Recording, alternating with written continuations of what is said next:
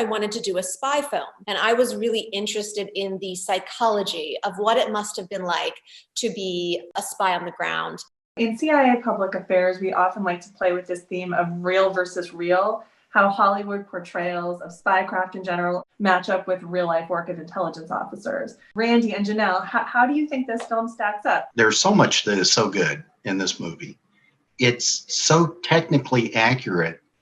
I don't think people will even realize some of the details that are so right in this movie, right down to, for example, that final scene when Virginia Hall has now disguised herself to be an elderly woman, and she's going back now for the OSS, and she had to change her gait because she knew she was known as the limping lady, and so she developed this gait as if she had arthritis of the hips.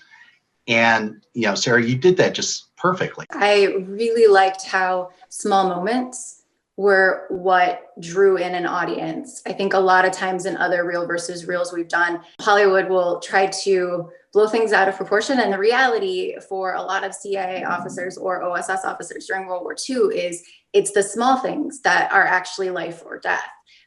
Something as small as her accent not being necessarily right for a specific region. What Virginia Hall had to deal with day in, day out, and what she accomplished, is just incredible to me. She did name her wooden leg Cuthbert.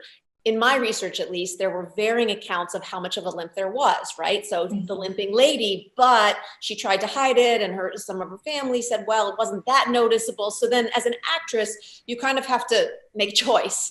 And so what I decided to do was, in my view, underplay it versus overplay it until that last scene when she's the older woman with the shuffle.